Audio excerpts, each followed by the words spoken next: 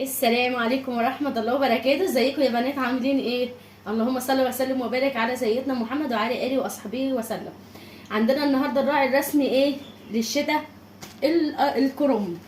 هنشتري الكرنبيه ازاي الحلوه القمريه دي، تكون مش مكبوسه، حلوه كده، تتباع حلوه كبيره كده ومدوره، ما تكونش مكبوسه، تحطي ايدك كده تلاقيها مش مكبوسه. تمام.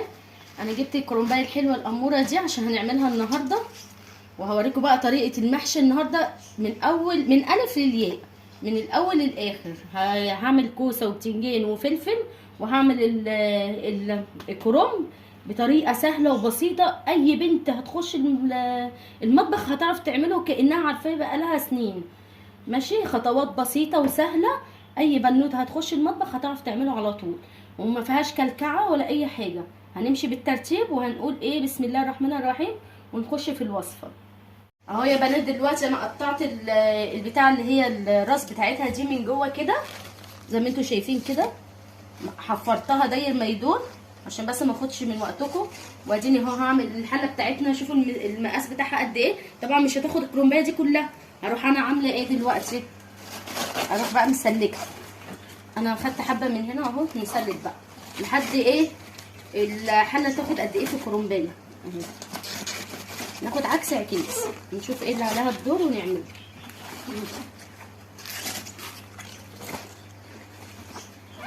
طبعا احنا مش هنعمل الكرنبيه كلها، انا هعمل نصها النهارده، والنص التاني لو بقى منها يعني حبه حلوين هروح شايلهم في الفريزر. نسلك كده واحده واحده وبالراحه يعني لحد ما ايه الحله تاخد معانا.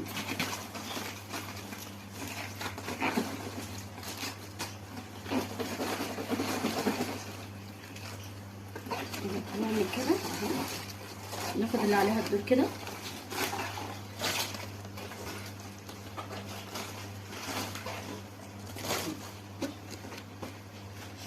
دي الحله هتاخدها كده، ودولت بردك هنسلقهم، بس هنسلقهم بقى ايه 2 او 3 تاني اهي كده. معانا الحله بتاعتنا، هنحط ايه بقى في الحله اهو يا حبايبي. حطينا ميه كده لحد ما غليت.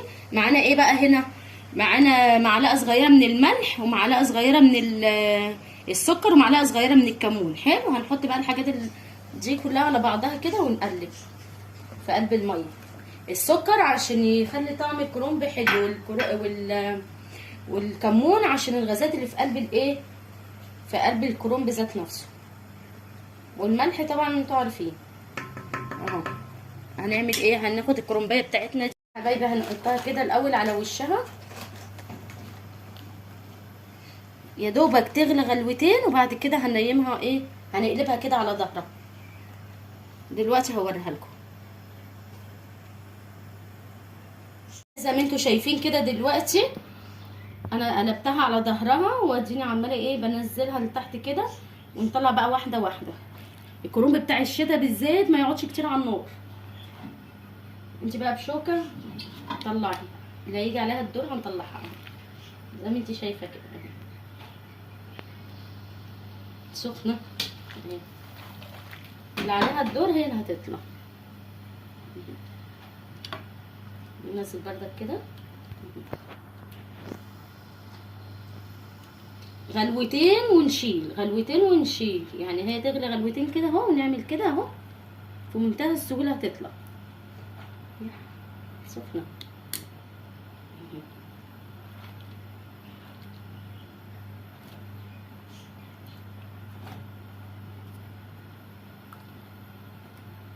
هي الحته اللي تحت اهي ننزلها بردك كده عشان كلها تستوي زي بعضها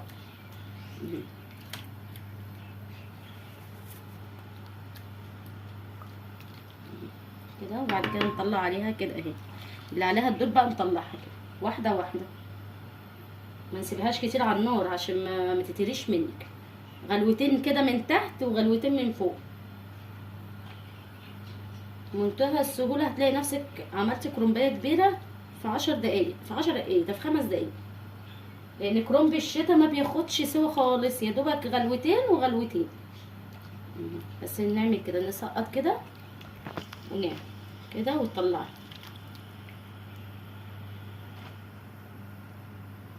هخلص بقى انا الكميه اللي معايا يا حبايبي وبعد كده ايه ارجع بقى اقول لكم هنقطعها ازاي برضه في منتهى السهوله ومش هتاخد معانا اي وقت. برضك يا بنات ادينا انا هقول لكم على معلومه تانية. دلوقتي انا مش عاوزه اعمل الكرنبيه على بعضها، هعمل ايه؟ هتفرضيها زي ما انا عملتها كده. جبت ورقه ورقه ماشي، عشان في بنات كتير ما عندهاش حله كبيره، يبقى اللي ما عندهاش حله كبيره يبقى هتعملها ورقه ورقه زي ما انا عملتها كده، وتمسك كل ورقتين اهو يا بنات. حطيناهم اهو كده في الحله زي ما انا قلت لكم، يبقى احنا عادي خالص مفيش حاجه تقف قصادنا. دلوقتي اول ما مثلا الحله بتاعتي صغيره، انا مش هتاخد معايا كرنبايه كبيره، ومش عاوزه مش عارفه اقطع اللي هي داير ما يدور، لا انا همسك هقطع خلف خليف، يعني هقطعها عكس بعضهم ماشي. اكيد انت فاهمه انا عاوزه اقول لك ايه. وبعد كده هنعمل ايه؟ هتروحي منزلاهم في النار كده، هتنزليهم في الميه اول ما تغلي غلوه والتانيه تروحي قلبه الناحيه التانيه، ونفس القصه يعني هي غلوتين على النار 3 غلوات تروحي مطلعوهم اهو يا بنات. وفي اللحظه دي بقى كده هنطلع اهي. بصي اول ما تحسي انها طريت معاكي كده والورقه بصي لو مسكتيها كده هتمسك معاكي اهي. بصي عامله ازاي طريت اهي. اول ما تطرى معاكي كده اعرفي على طول انها استوت. ونطلع بسرعه لان المحشي الكرنب بتاع الشتا ده ما بيستحملش ابدا، هتلاقيه اتهرى منك اهو. يبقى احنا نعمل ايه؟ نطلع بقى اللي احنا دخلناها من تحت دي اهي، نطلع بقى واحده واحده كده زي ما انت شايفه اهو يا بنات. بعد ما خلاص سلقناه وصفيناه كويس هنقطع بقى كده العرق ده اهو. نقطع العرق ده كده كله مش عاوزينه اهو بايدينا. وبعد كده بنعمل ايه؟ بنجيب كده اهو وتلفيه بقى للبنات اللي هي مبتدئه، اللي هي لسه اول مره ايه تعمل الكرنب وعاوزه يظبط معاها، بيبقى كله قد بعضه اهو. هتعملي كده اهو كده كده، وبعد كده تقطعي الطرف ده كده وتقطعي الطرف ده كده. وبعد كده بتجيبي ايه على حسب ما انت عاوزاها صغيره هتقطعها صغيره، عاوزاها كبيره شويه هتقطعها كبيره، يعني بحبها بالمقاس ده. يبقى انا هعملها كلها مقاس واحد اهي كده اهو. انا سبت دلوقتي اعملهم معاكم اهو. كمان واحده اهي، كمان واحده اهي. بنقطع العرق ده كده ونروح لفيه كده، بنلفه كده. وبعد كده بتقطعي الطرف ده كده، وبعد كده بتقطعي المقاس ده، بيطلع بقى كله مقاس واحد. انا قلت اعمل معاكم دولت، انا عملت الكميه دي شفت المقاس كله طالع زي بعضه ازاي عشان عملناه بالحركه دي. بتعملي كده وتلفي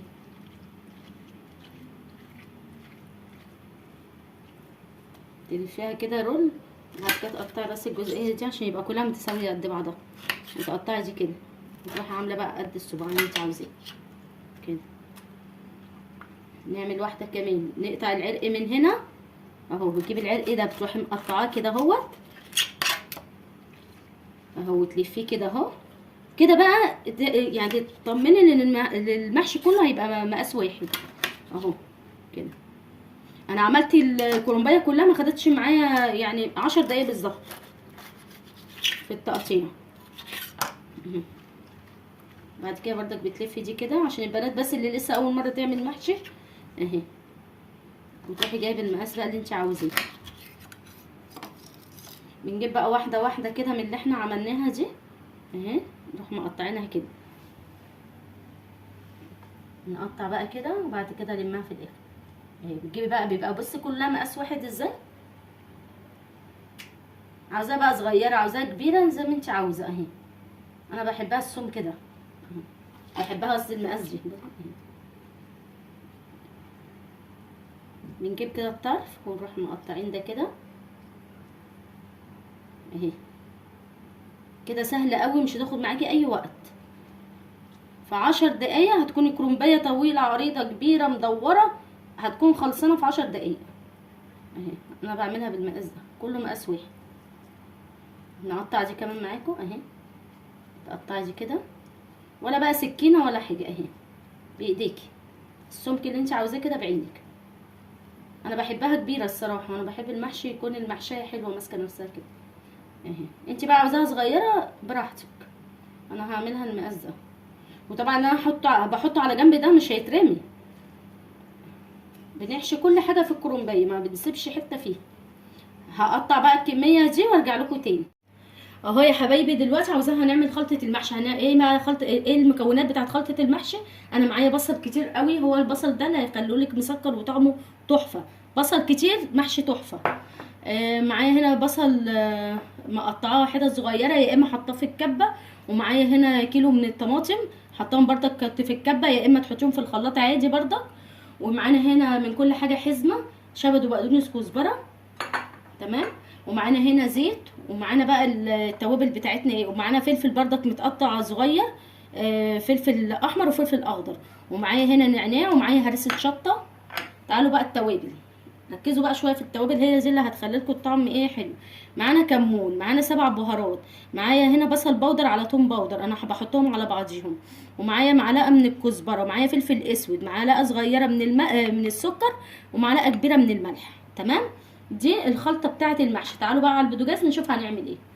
اهو يا حبايبي دلوقتي هنحط بقى زيت، بس حبه بقى حلوين، يعني نحط حبه زيت حلوين عشان الرز معاكي يطلع مفلفل. يعني معانا حبه زيت هنا كده حلوين، يعني ربع كوبايه كبيره او يعني ربع يا اما نص كده. نسيبها بقى لما تتقدح شويه تسخن خالص، وبعد كده نحط معاها الايه. اهو دلوقتي الزيت يا حبايبي يسخن خالص معانا، وبعد كده نحط بقى البصل. بصوا يا حبايبي هنحط البصل اهو، بس انا هوريكم تكايه بقى حلوه قوي. مش هنحط بقى البصل كله، ليه بقى؟ انا هقول لكم بردك ليه. هنخلي كده حبه صغيرين من البصل. انا هوريكم بقى الطعم الميكس اللي هعمله لكم اهو كده. هنخلي بقى شويه البصل دولت، يعني هنعمل ميكس منه متسبك ومنه في نفس الوقت مش متسبك. هنخليها بقى لما لونها يبقى مصفر، ولما اول ما يصفر هرجع لكم تاني. اهو يا حبايبي دلوقتي بعد ما اللون بتاع البصله يبقى باللون الذهبي الحلو ده، هنعمل ايه بعد كده؟ هنحط بقى لو عندك معلقه هريسه هنحطها، وهنحط الفلفل ده برضه، وهنقلبهم كده مع الايه، مع البصل. هنقلبيه بقى حلو كده مع البصل، ما تدوش لون بقى اغمق من كده، يعني البصله ما تغمقهاش اكتر من كده. بعد كده بتحطي الفلفل وتقلبيه حلو كده لحد ما ايه، تحسي ان كله دخل في بعضه اهو كده اهو. الله على الريحه، ريحه الفلفل طلعت عليا مع ريحه البصل بقى تحفه. الفلفل اختياري زي ما انت عاوزه، عاوزه كتير عاوزه قليل زي ما انت عاوزه. حابه اللي هي الشطشطه بتاعتها عامله ازاي. انا دلوقتي حطيت قرنين فلفل عشان احنا بنحبه ايه مشطشط، وحطيت الهريسه. دلوقتي بقى هنحط الطماطم ونقلبها بقى تقليبه حلوه كده. الطماطم ما تبقاش بوريه، يعني مش متصفيه ولا تبقى حتت، ان شاء الله حتى لو قطعتيها تبقى تحفه برضه. عملتها في الخلاط هتبقى حلوه، هتعمليها في الكبه هتبقى احلى واحلى. يعني بصي انا بتاعتي فيها لحم، تحسي ان هي فيها لحم ليه، لان عاملاها في الكبه. هتقلبي كده الخلطه دي مع بعضها كده اهو، تغلي بقى غلوتين ونحط لها التوابل. يا حبايبي دلوقتي خلاص القوطه اتسبكت والقدام بتاعها طلع لفوق كده، الزيت بتاعها اهو. نعرف ازاي اللي هي اتسبكت حلو؟ ما نلاقيش فيه ولا نقطه ميه كده، لا ناشفه خالص، والقدام بتاعها طلع لفوق. ماشي. تعالي بقى نحط في اللحظه دي التوابل خلاص، ونقلب بقى كويس. تقلبي بقى في اللحظه دي حلوه قوي عشان كل بقى التوابل تخش في الطماطم بقى والايه والبصل. انا عاوزه اقول لكم على الريحه والله تحفه وفظيعه. ولا بقى حطينا ليا ولا حطينا اللي هما بيحطوه ده اللي اسمه ايه، سمنه، ما حطيناش حاجه خالص. هو يا دوبك زيت، والريحه والطعم اراهن على الطعم، طعمه تحفه قوي اهو. خلاص قلبنا بقى كده كويس. دلوقتي هنعمل ايه؟ هنحط الرز. بعد يا حبايبي خلاص ما الصلصه اتسبكت كده خلاص، وحطينا التوابل بتاعتها، نحط بقى الرز كده، بس نصفي الرز حلو قوي اهو، ما نخليش فيه نقطه ميه.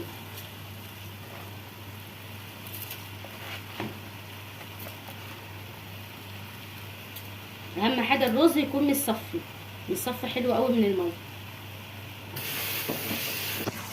اهو يا حبايبي كده. نقلب بقى الرز مع القوطه، مع التخديعه قصدي اهو. بصي اللون شكله عامل ازاي.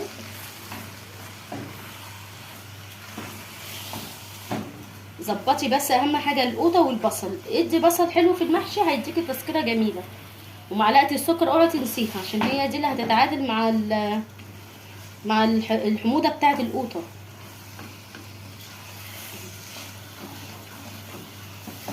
تقلبي بقى من تحت لفوق كده حلوه قوي.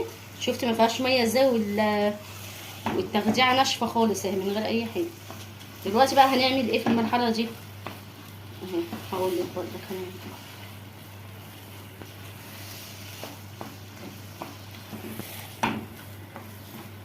بس كده. اتاكدنا ان هو مفيش ايه حبه رز حتى ما فيهمش القوطه اهي. بعد كده بقى عندنا الايه الخضره. هنا معانا النعناع، اوعوا تنسوا النعناع. وهنحط النعناع ده بقى هيديكوا ريحه وحلوه قوي وطعم حلو.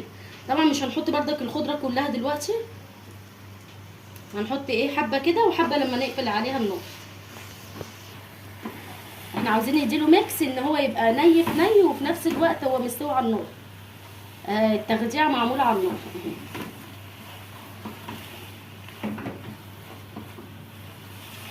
الريحه بسم الله ما شاء الله تحفه تحفه تحفه. طالما التغذيه بتاعتك طلعت المحشي بتاعك ان شاء الله هيبقى تحفه. وهتلاقيه بقى الحدقيه اللي انت عاوزاها. التوابل ما يتحش في الاول لما القوطه خالص تتسبك، نحط بقى الايه وبعد كده هنرجع لكم هنشوف كده وارجع لكم تاني. خلاص يا بنات كده احنا قفلنا عليها. هنعمل بقى ايه بقى المرحله اللي جايه؟ عندنا هنا البصله اللي احنا فاكرين البصله اللي احنا سيبناها على جنب دي، بقى هنعمل فيها ايه؟ سخنه. هنعمل ايه؟ شويه بردك ملح صغيرين قوي عشان احنا محدقين الايه، وشويه فلفل اسود اهو يا بنات. البصلايه اهي حطينا عليها شويه ملح وشويه فلفل. هنعمل ايه بقى؟ هندعكم بقى كده ببعض اهي. ندعك بقى حلو كده بس كده، ونروح عاملينها كده. يا خرابي بقى على الريحه وجمال الطعم، حاجه كده بقى قمر قمر قمر فعلا. ده اللي يتقال عليه محشي. هنقلب بقى المكونات دي بقى كده مع بعضها. هنقلب البصل بقى في وسط الايه الخلطه الجميله اللي ريحتها تحفه والله تتاكل نيه. لسه هنستنى نحشي والله هناكلها نيه اهو كده. ريحتها حلوه قوي. خلاص خلصنا. تعالوا بقى نعمل ايه بعد كده. طبعا احنا فاكرين شويه الخضره اهي. هنحط بقى الخضره كده عشان تبقى مصحصحه.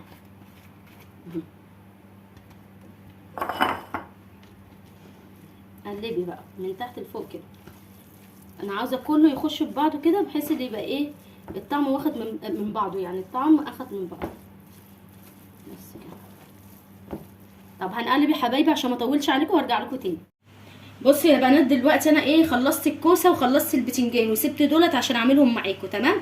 الكوسه ما تبقاش رقيقه، تبقى تخينه وفيها لحم كده عشان وانت بتاكليها تحس انك بتاكلي كوسه. والبتنجان ما يبقاش حته جلده عشان تحس انك انت بتاكلي بردات بتنجان. غسلتهم حلو قوي ورحت ايه عملتهم على بقهم كده. بعد ما شطفتهم حلو والفلفل بردك نفس القصه، بنشيل البق بتاعه ورحنا ايه نيمنا كله كده عشان يتصفى حلو. تعالوا بقى اعمل معاكم دولت عشان في بنات بردك ما بتعرفش تقور. نعمل ايه؟ عندك المقوار ده يبقى تمام التمام، مش هياخد معاكي 10 دقايق. معكيش المقوار ده يبقى عندك المقوار ده اللي هو بوزه رفيع التخين، هيقطع لك معاكي الايه الكوسه او البتنجان. يبقى نعمل ايه دلوقتي اهو؟ بصي بتجيبي هنا كده، انا هعمل لك واحده بالمقوار ده وواحده كمان بالمقوار التاني اللي هو السحري كده اهو. المهم تبقي حاسه بالمقوار تحت ايديكي اهي. وزي ما قلت لك يبقى الكوسه يبقى في قلبها ايه؟ في قلبها لحم عشان تحسي انك انت بتاكلي كوسه، يعني تحسي انك بتاكلي حاجه مش تاكلي جلد اهو. تبقي حاسه بالمقوار تحت ايديك عشان ما تخرمهاش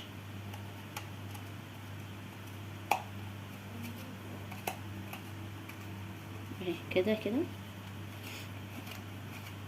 كده زي الفل. قمر قمر قمر اهو.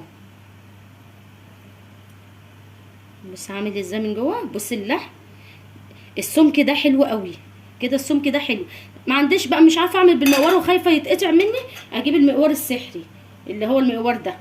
هتروحي عامله ايه؟ جايبه في النص بالظبط. شايفه النص بالظبط اهو. وانت بتنقيه تنقي البق بتاعه بقى كبير لو انت هتعملي بالمقوار ده. ما تنقيش البق بتاعه صغير، لانك لو جبت البق بتاعه صغير مش هيخش معاكي الايه المقوار ده خالص، وفي نفس الوقت مش هياخد معاكي اي وقت اهو كده اهو. بعد كده بقى بتسلكي بالايه بالمقوار التاني. مخدش معايا اهي دقيقه.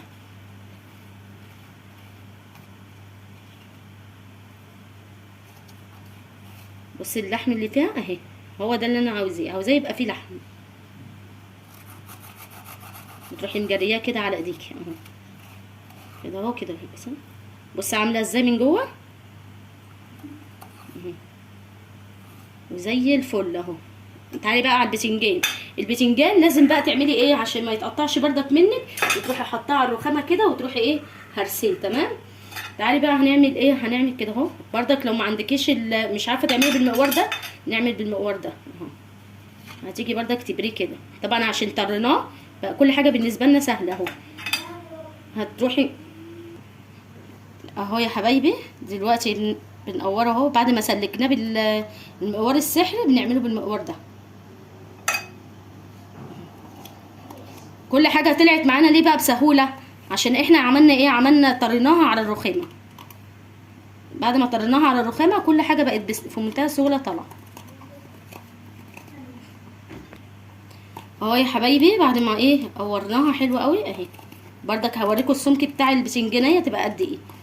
ما احنا مش هناكل جلد، هي هتبقى ماسكه نفسها بردك كده. بس المهم اللي احنا بردك البتنجان غير الكوسه، البتنجان عاوز يتنضف حلو عشان ما يمررش منك اهو. بتروحي عامله كده حلو قوي اهو كده اهو. دي بردك عاوزه، ما عنديش بقى انا المقوار ده، اعمل بقى بالمقوار ده. بصي البق بتاعها صغير، لو انا حطيت المقوار ده هيتقطع. يبقى انا كده بسلكها من بعضها اهي، واروح عامله كده برضه. طب انا دلوقتي خايفه ان هو القلب بتاعه يسود هو والكوسه. نعمل ايه؟ شويه ميه وملح. هنحط شويه ميه وملح ونحطهم فيهم عقبال ما احنا نبتدي ايه في الحشو، ونبقى نبتدي ايه نشطفه حلو اهو كده اهو.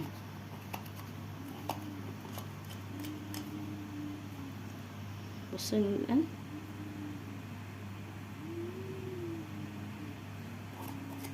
كده. التقوير معاكي مش هياخد معاكي دقايق. عاوزه تجيبي المقوار ده يبقى البق بتاعه كبير، ما تجيبيش المقوار ويبقى بقه صغنن كده مش هيخش فيه. هخلص انا بقى يا حبايبي وارجع لكم تاني اهو يا حبايبي. بعد ما خلصنا المحشي بتاعنا بتاع الكوسه والبتنجان والفلفل، قلت هخلي معاكم بس الوحدتين دول اعرفكم احنا عملنا ايه. بتحشي كده الكوسه بس ما تجيبهاش لاخرها وما تكهاش لجوه عشان تدي الفرصه للرز يستوي. ماشي. عايزين نعمل كمان بتنجانيه معاكم اهي. بصي نسيبها براحتها خالص، تنزل براحتها عشان تخلي بس الرز مش اول ما هيستوي مش هيلاقي مكان يستوي فيه، لا هيطلع بره الحشوه وهينزل في الحله ويعجن. يبقى احنا نعمل ايه، نخلي عقله واحده بس من الصباع هو اللي ايه اللي فاضله. هوريكم بردك الفلفلايه هنعمل فيها ايه اهي، عشان بنات اللي هم عرايس جداد واللي لسه بنات بتتعلم اهي كده اهو حلو قوي. تعالي بقى ايه نعمل كمان الفلفلايه. الفلفلايه بردك مش هنحشيها قوي، هنخليها كده فيها فراغ.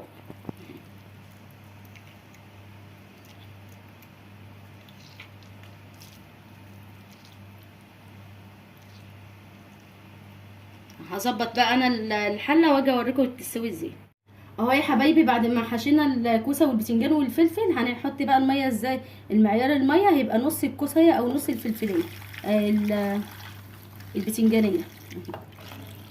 ما تكتروش بقى الميه عشان الميه ما تعجنش فيه. هاتي يا ماما.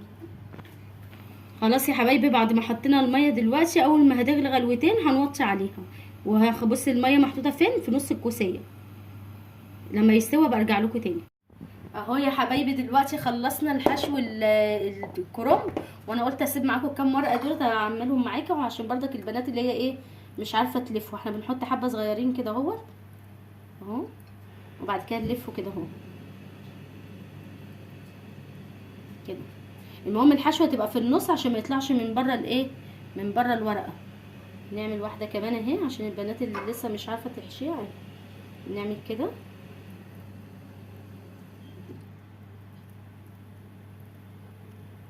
الصباع حلو ازاي.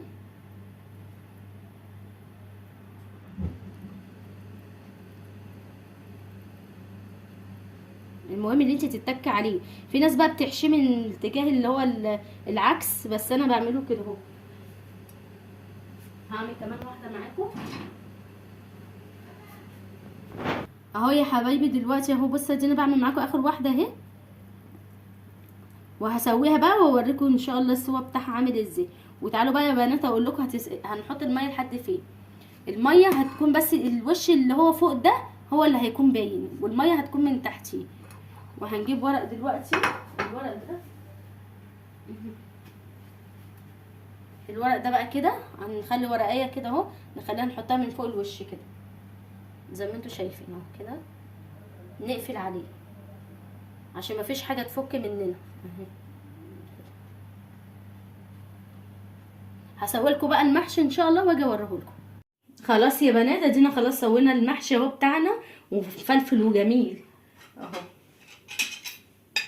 السوا بتاعه اهو جميل ومفلفل. الرزايه برزيتها اهي مفيش حاجه معجنه، والكوسه بتاعتنا اهي بردك اهي.